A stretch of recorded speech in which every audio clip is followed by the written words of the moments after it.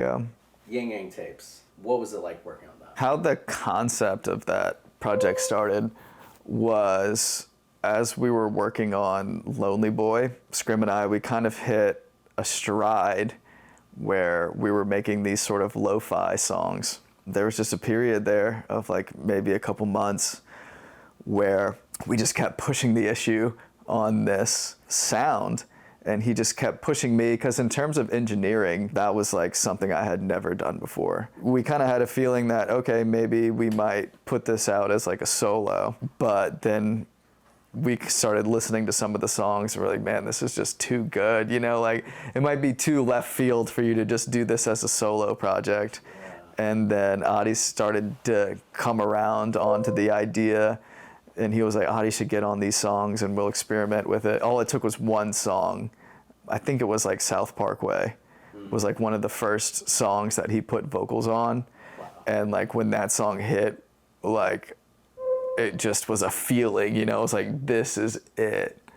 Like, this is the sound. Like, it has to be both of you. Because we were experimenting with pitching the vocals, and we were trying to make Scott sound like two different people, like make him sound high, make him sound low. And I was like, instead of having, you know, making you sound like two different people, why not just have two different people? That's funny.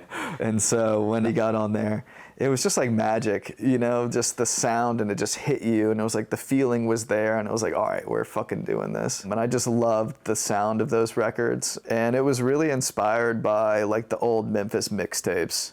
And we were early on in their career, he was always sampling these old mixtapes. And so the idea was to sort of create a mixtape like that with that sound.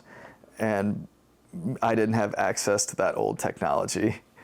So the challenge on me was, how do I take something and make it sound like a cassette? How do I make the drums sound like old drums? You have to find the right samples. Yeah. You have to find the right 808s.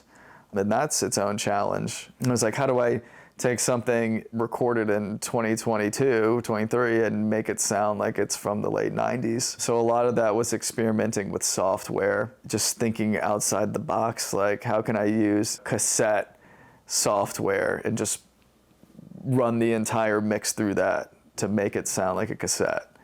And like choose through different cassette types and see which one sounds the most like that.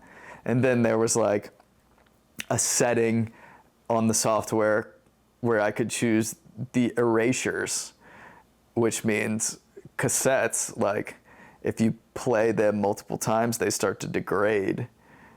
So do I make it sound like a fresh cassette?